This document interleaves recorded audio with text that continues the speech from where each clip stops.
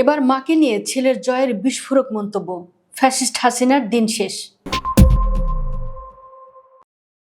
গণহত্যাকারী ও পতিত স্বৈরাচার শেখ হাসিনার রাজনৈতিক অধ্যায় যে ঘৃণ্যতম পন্থায় সমাপ্ত হয়েছে, এবার তা নিজ মুখেই স্বীকার করে নিলেন তার ছেলে সজীব ওয়াজেদ জয়। রক্তস্নাত জুলাই বিপ্লবের মুখে জনরোষের ভয়ে লেজ গুটিয়ে ভারতে পালিয়ে যাওয়া শেখ হাসিনাকে আর রাজনীতিতে দেখা যাবে না, এমনই বিস্ফোরক মন্তব্য করেছেন তিনি। কাতার ভিত্তিক সংবাদ মাধ্যম আল জাজিরাকে দেওয়া সাক্ষাৎকারে জয়ের এই অসহায় স্বীকারোক্তি প্রমাণ করে বাংলাদেশে ফ্যাসিবাদের কবর রচিত হয়েছে এবং এই পরিবারতন্ত্রের আর কোনো ভবিষ্যৎ নেই।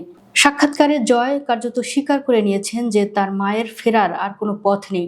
তিনি বলেন, মায়ের বয়স ৭৮ বছর, তিনি আর রাজনীতিতে ফিরবেন না, এটি তার শেষ অধ্যায়। রাজনৈতিক বিশ্লেষকরা বলছেন, বয়সের দোহাই দিলেও মূলত গণহত্যার বিচার এবং ফাঁসির দণ্ড মাথায় নিয়ে দেশে ফেরার সাহস নেই শেখ হাসিনার। তাই জয় এখন স্বাভাবিক অবসরের নাটক সাজিয়ে মায়ের সম্মান বাঁচানোর ব্যর্থ চেষ্টা করছেন।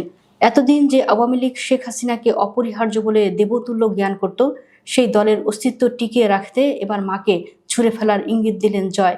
তিনি বলেন, কেউ চিরদিন বাঁচে না, হাসিনাকে ছাড়াও আওয়ামী লীগ চলতে পারে। জয়ের এই মন্তব্য দলের অন্ধ অনুরাগীদের গালে চপেটাঘাতের শামিল। কারণ যে দল গত ১৫ বছর ধরে শেখ হাসিনাই বাংলাদেশ বলে স্লোগান দিয়েছে, আজ বিপদের মুখে সেই পরিবারই এখন পিঠ টান দিচ্ছে।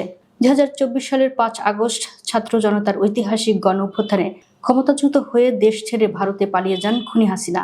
তার নির্দেশে জুলাই আগস্ট রাজপথ রঞ্জিত হয়েছে হাজারো ছাত্র জনতার রক্তে। এই গণহত্যার দায়ে আন্তর্জাতিক অপরাধ ট্রাইব্যুনালে শেখ হাসিনার মৃত্যুদণ্ড ঘোষণা করা হয়েছে। অথচ জয় সাক্ষাৎকারে মায়ের দেশে ফেরার আকুতি জানালেও তার কৃতকর্মের জন্য কোনো অনুশোচনা প্রকাশ করেননি। তিনি বলেন, মা দেশে ফিরতে চান, তবে রাজনীতিতে নয়। কিন্তু দেশের মানুষ জানে এই ফেরা কোনো সাধারণ নাগরিকের ফেরা হবে না। ফিরতে হলে তাকে ফাঁসির মঞ্চেই দাঁড়াতে হবে। ডক্টর মোহাম্মদ ইউনূসের নেতৃত্বাধীন অন্তর্বর্তী সরকার ইতোমধ্যে গণহত্যাকারী দল হিসেবে আওয়ামী লীগের রাজনৈতিক কার্যক্রম নিষিদ্ধ করেছে। ফলে আসন্ন ত্রয়োদশ জাতীয় সংসদ নির্বাচনে অংশ নেওয়ার কোনো সুযোগ নেই দলটির। এমন এক পরিস্থিতিতে জয়ের এই মন্তব্য কার্যত আওয়ামী লীগের কফিনে শেষ পেরেক ঠুকে দিয়েছে। রাজনীতিতে শেখ হাসিনার আর ফেরার সুযোগ নেই। ছেলের এই স্বীকারোক্তি বুঝিয়ে দেয়, দিল্লি বা অন্য কোনো বিদেশি প্রভুর দয়ায় আর ক্ষমতায় আসা সম্ভব নয়। বিশ্লেষকরা বলছেন, সজীব ওয়াজেদ জয়ের এই বক্তব্য জুলাই বিপ্লবের শহীদদের রক্তের প্রাথমিক বিজয়।